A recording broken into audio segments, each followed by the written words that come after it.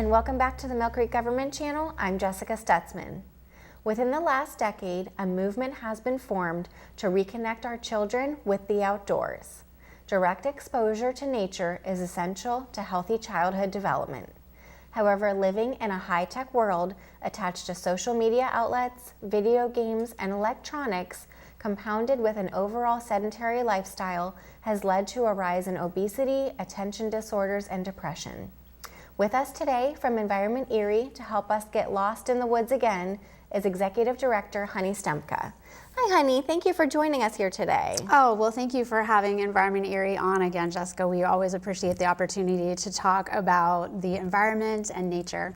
I'm really passionate about this subject, and as I mentioned to you, I hibernate in the winter. So I very much am ready to get back out in nature and really just, I have a young daughter. I'd really like to expose her to all things outdoors.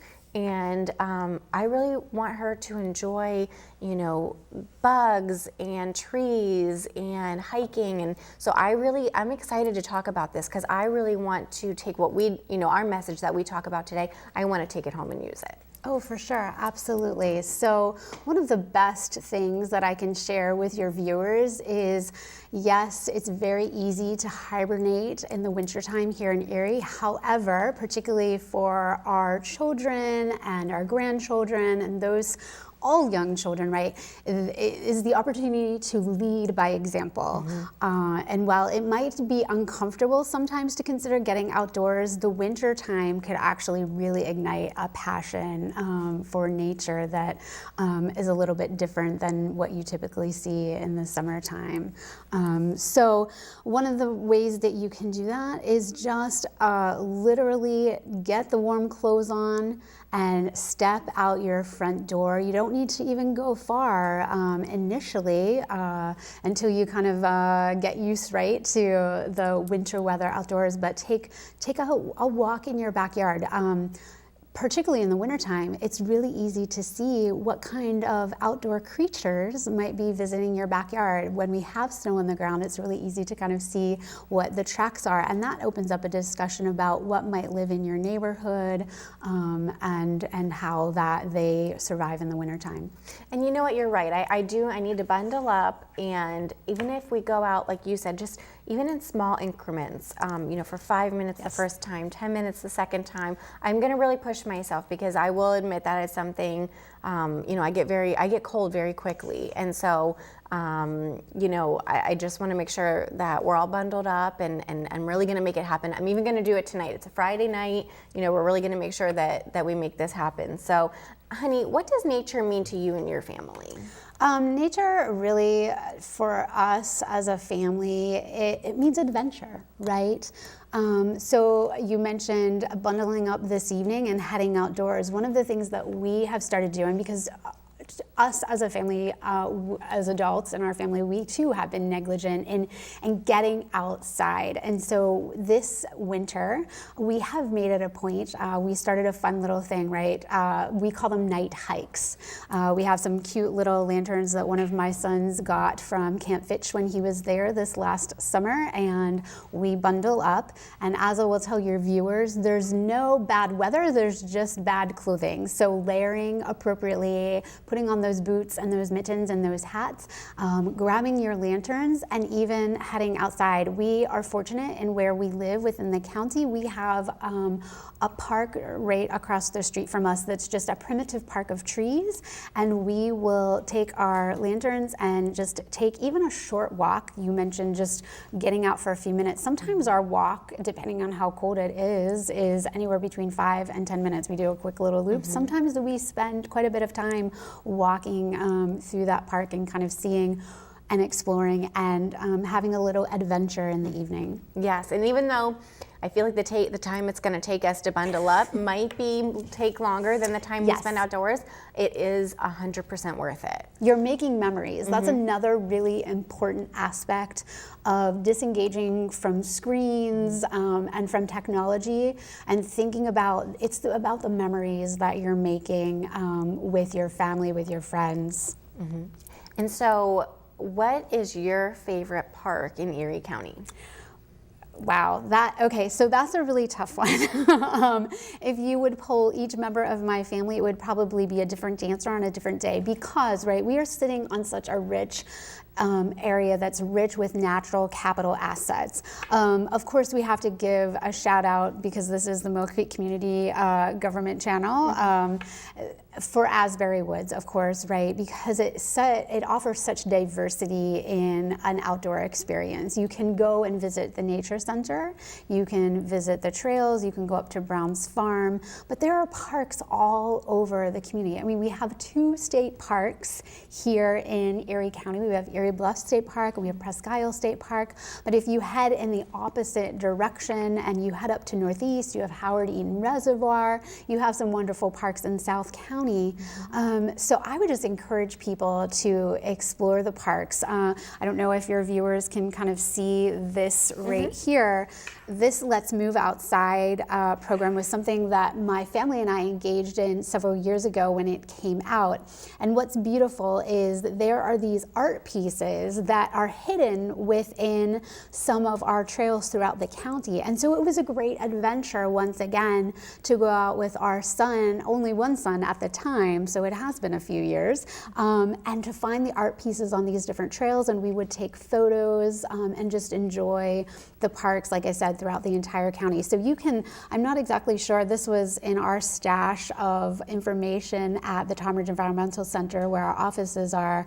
I know Erie Arts and Culture spearheaded this program, so they might have some of these as well, but this is a great way to, if you're looking for a more structured way to discover our parks, that's a great way to dip your toe into it. And I think too, and you mentioned this nice booklet, if you're a checklist person, yes, make your checklist and, just make it a bucket list. Let's hit every single park in Erie County. Oh and my make goodness. Make that your bucket list. Or I've seen something clever where you'll fill a mason jar with different popsicle sticks, and maybe each stick has a different park name located on it, or maybe a different outside nature activity. And so you're the luck of the draw. Whatever you pick that day, sledding or snowshoeing, that's the activity that you'll partake in that day. So that, one's a little more methodical, whereas one's more whimsical, but again, pick which one works best for your family.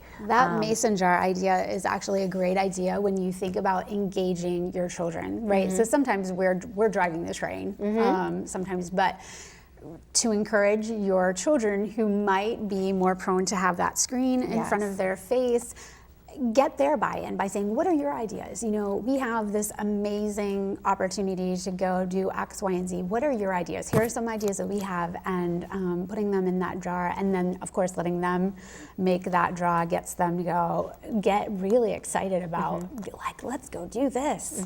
Yeah. And I think my 2 favorite parks, again, we just mentioned them, Presque Isle, of course. I always feel like everybody is so friendly on Presque Isle. The other hikers and walkers and dog walkers, everybody always says hi to each other. I just love that community feeling. And I also love the Asbury Park connected to Brown's Farm. I love going to Buttermilk Farms, Buttermilk Falls in between, and the beautiful bridge. And all of them, are dog friendly. So, that's a big key for our family is what can we do with the baby and the dog. So yeah, it has to. That's the key to a lot of this too. When you think about this as a family or a group of friends, like it has to be flexible to meet a variety of needs. So there's no one way to go about this. We're just saying go and try it out. Yes. And again, we talked about disconnecting from social media and from all things electronics, but sometimes technology and nature can have a connection, and you've seen that help some of the kids who, again, don't really want to disconnect, but you're trying to make that leap. How have you seen technology help in getting kids outside? Absolutely. So there are a variety of ways. So citizen science projects are one of the ways in which you can excite your children or your classrooms about getting involved in nature. So citizen science projects they're projects all over the world, and you're helping scientists from all over the world solve real world problems. So if you Google citizen science projects, I'm trying to think, there are hundreds and hundreds of them. There's projects on bats and birds and bees and turtles and water, and I mean, you name it, you can find something that might interest your children, your classroom, etc. One of the other things, there are a lot of, there's the term, there's an app for that. There really seems to be an app for just about everything, and one of those is the iNaturalist app. You also have the eBird app. So one of our partners at the Tonbridge Environmental Center is the Purple Martin Conservation Association, and recently Environment Erie hosts what are called youth training days throughout the year, and we bring school students to the Tonbridge Environmental Center to engage in environmental activities, and we bring in a host of subject matter experts. And one of those was the president and CEO of the Purple Martin Conservation Association, Joe Seacrest, and he showed the students the eBird app. And so basically it's helping to identify what are the birds in your backyard. So once again, you don't have to go far. You can still bring technology into the picture and utilize that to engage students and family in those types of activities. And as controversial as it is, you could even, I know for a period of time, we actually were on the Pokemon Go bandwagon because you had to go out and find and hike. Even at Asbury Woods, I remember there were some little creatures out there. But utilizing that as a stepping off point, right? You maybe once you get into the woods and you find all your Pokemons, you can disengage from that, but at least to maybe use it as a gateway to get your family out into nature is one way to look at utilizing technology. Yeah, and and I think as far as bringing the technology with you, every phone is basically a camera now. Yes. And I think it's nice to take those photos outside. One, you can get beautiful photographs of scenery, and then it's nice when you do scroll back through your phone and you look at all these beautiful photos of you and your family engaging with nature. And I think when you maybe a couple days or a couple weeks has passed by and you do look through those old photos, you think, I want to do that again. And I think it's a reminder. Yeah, it is. It's a reminder. Like, let's, these photos were awesome. We made some great memories. Let's go do it again. Yeah. What other things can people do as a family outside?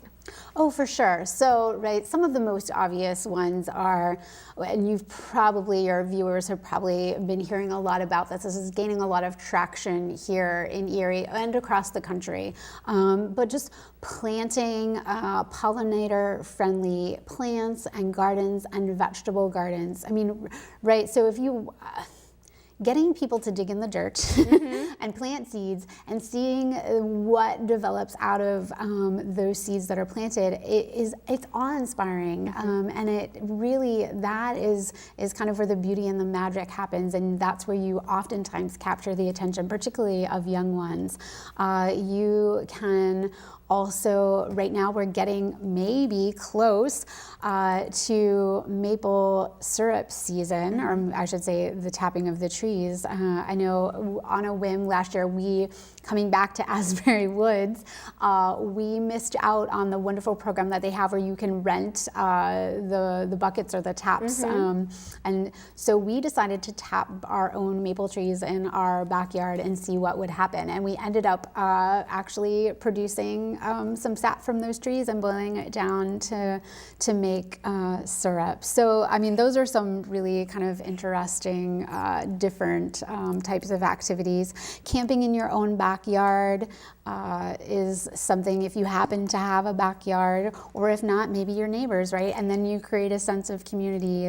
Maybe you do a neighborhood camp out in some form or fashion. I mentioned the night hikes was something different that we've instituted this year as a family. So, it's get creative and once again, ask your constituents, your family, what would you like to do outside? And then you just have to be comfortable kind of going with it. Right, and I think you're bringing back a lot of memories here and a lot of things that I want to do with my daughter. And The one thing that you reminded me of, and when you said plant a pollinator garden and just dig in the dirt, it reminded me of a time where I heard a story of a teacher who took their classroom out to dig in the dirt and to maybe start planting, and to look at rocks and look at there's all different kinds of rocks and what rocks are made of, but what they ended up finding were some old arrowheads in the ground.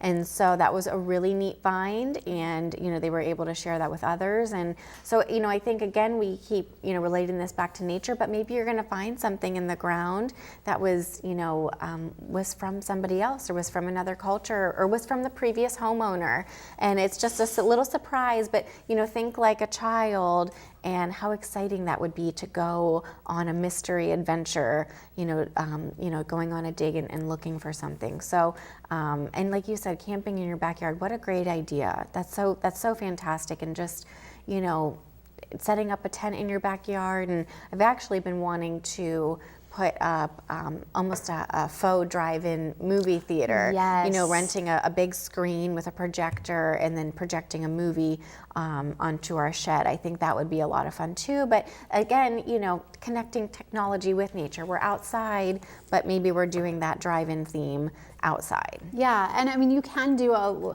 sometimes, right? Thinking about camping in your backyard or camping anywhere, it can be intimidating for like, oh my gosh, I have to have the equipment, or projecting a movie. I mean, one way around that is, really just literally the tight white sheet, and using your computer in some way to project that up. Once again, utilizing your technology, right, to be outside if needed. And I love that when you tapped the maple tree, you really didn't know what you were doing, and you didn't know what to expect. So you don't have to be perfect. No, and that is absolutely true. It's just about the act of doing and experiencing, and it doesn't have to be perfection. You're making memories. Right. And so how can we fit this into our busy schedules? Yeah, for sure. So one of the ways that you can do that is just being intentional. Just like you would almost schedule your dentist appointment, your doctor appointment, scheduling an exercise class, take the time to actually put it into your schedule. Like on Wednesday nights are going to be maybe Wild Wednesdays, right? Or something like that, where we're going to make sure that no matter the weather, obviously within reason, summer, spring, fall, winter, we're headed outside, whether it's near or far, to see what we can see and experience what we can experience would be one of the suggestions that I would have. Yeah, I like that. And I am a planner person, so I'm maybe not the most spontaneous person in the world. So I like your planner. You and me both.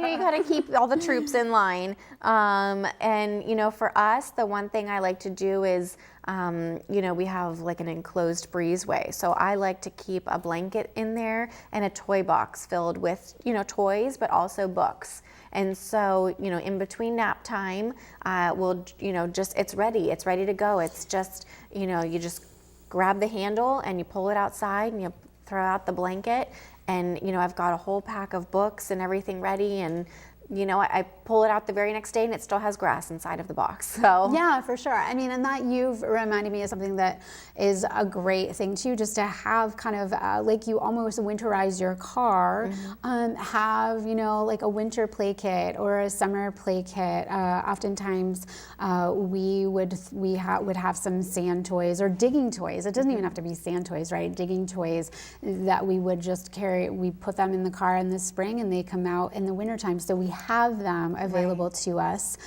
no matter where we're at. And if we need to pull them out with a blanket or whatever to enjoy the outdoors, then we're somewhat ready. Right. And maybe even the buddy system. We get a buddy for the gym, so it forces us to work out. Yes. Maybe we do the buddy system with a neighbor or a family member or a friend, and then it holds our commitment level to actually making sure we're outside. Yeah, and absolutely. You're encouraging other healthy habits with other family or friends as well. And everyone can use more connection with each other and more connection with the outdoors. And speaking to that connection, connection, why is it so important to get out in nature?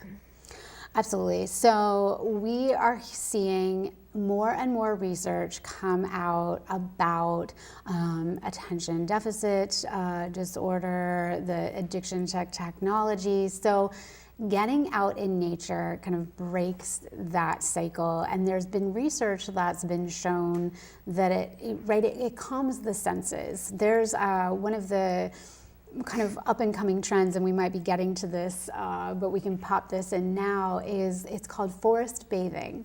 And it's not as intimate as it sounds, I guess. This is a popular experience in Japan. They have literally been doing this for probably around 40 years or so. And they have researched the calming and all the health benefits related to simply getting outside. And it's not about, you mentioned being type A, right? And oftentimes we think being outside, it's like, all right, I'm gonna go out in nature, I'm gonna hike from point A to point B, or I'm gonna do this here. It's literally about just going outside, going into a heavily wooded area, if you can manage it. So once again, coming back to Asbury Woods, that's a great space to do that. Presque Isle State Park, Eagle Bluff State Park, some of our other spaces throughout the county. And stopping, slowing down, and seeing, feeling, listening, smelling, touching nature, and just being in nature for an extended period of time.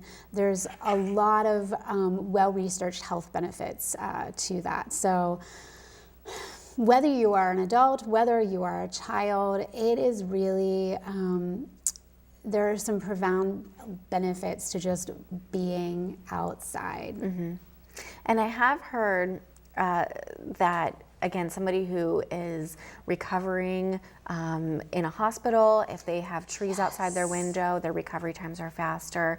If you are studying for a test and you decide to study, again, under a tree or outside, again, Asbury Woods has great places, great park benches to do so, that you absorb and retain that information more so than than if you were inside. And of course, your cell phones are such a distraction. And this is a very, very inspiring show for me. Even first of all, I feel like it's made me even calmer here. Just talking about nature. But it makes me want to lead by example, because sometimes that phone really is glued to your hip or glued to your hand. So to lead by example, and like you said, you don't always, yes, write it in your planner to go outside, but when you get there, you don't need a plan. Yeah, you don't. Some of the most serendipitous, most interesting experiences are perhaps when we're not leading our experience outside, we're letting our children or students or whomever we happen to have with us say, you know what? You be the leader. Where are we headed? What are we going to do? And just being willing to go with it and see what happens. Of course, keeping everyone safe, but it's magic, right? Magic and memories can kind of really be the theme with being outside. So you mentioned forest bathing. Are there any other up and coming trends in the United States as far as our connection to the environment? Yeah, for sure. So plugging is also a trend that is catching on. Most people do this already. I shouldn't say most people. A lot of people who use the outdoors as a place to exercise already make this happen. It's the idea of when you're taking a hike or taking a walk or jogging, that you're actually picking up trash as you are going along, and so they call it plugging. Okay. Yeah. Fascinating, right? Now everything has a term. Has a catchphrase. Yeah. So not only are we going to leave nature better than when we got there, when we arrived, but then we're also going to hopefully pick up after other people if somebody else, if there's litter or if something else has blown around. I like that, just because, again, as the recycling coordinator, litter is one of those things I definitely don't like to see when I'm out in nature. Absolutely. We as an organization, as Environment Erie, we really strongly believe in developing and cultivating the next generation of environmental stewards. And that's one of the things that we are greatly expanding on our summer programming to be able to do that, where we have what we're calling an Eco Explorer Camp coming up this summer that will actually run a full 9 weeks throughout this summer. And we'll be outside, not just at Presque Isle State Park, at Erie Bluff State Park, but once again, we're going to visit those other natural capital assets, cultural assets, historical assets throughout the county, and we're going to engage in service learning projects and experiences to hopefully then raise up that next generation of environmental stewards, and they'll be the ones that will say, you know what, put that phone down, Mom, put that phone down, Dad, and let's get outside. Yes, they're very influential. When your kids start to tell you, when they tell you those things, you listen. Yes. We don't have much time. Our show's coming to a close, but quickly, again, if I have reached hibernation mode, what can I do to bring some of that nature inside? Absolutely. So if you have the space to do it, once again, you don't need a lot of fancy materials or anything like that. You could perhaps now is a good time, because spring is on our doorstep, hopefully, perhaps build a birdhouse that you could install nearby one of your windows, maybe if you have that opportunity to do so. So you can, if you are stuck inside, you can observe the nature that's right outside your window. Obviously starting seeds in preparation for spring, whether it's flowers or food, and looking at hatching butterflies is another type of activity that you can do. There are all kinds of different things. Once again, I would say poll your household. What are some ways, can we bring in more houseplants to our house? Yes. Once again, that's an opportunity, even though it's indoors, to dig in the dirt, plant some things, see what happens. And there are some big health benefits to having houseplants inside your home as well, to help clean the air and make it healthier if you are stuck inside. Honey, thank you. I just want to thank you so much for this talk today. Like I said, it really has grounded me already, and I'm excited to take a lot of these ideas back to my family tonight, this weekend, and I'm going to be better. I'm going to lead by example, and I really appreciate you coming to talk to us about this. Well, we're delighted to have the opportunity. Thank you so much. Folks, again, there are just so many great health benefits to bringing the nature, bringing the outdoors inside, but again, more importantly, remaining connected with nature, going out in nature, disconnecting from your phone and from the internet and from electronics. And again, we want to bring our children up in this environmentally friendly world. So I want to thank you for tuning into the Millcreek Government Channel, and until next time, have a great day.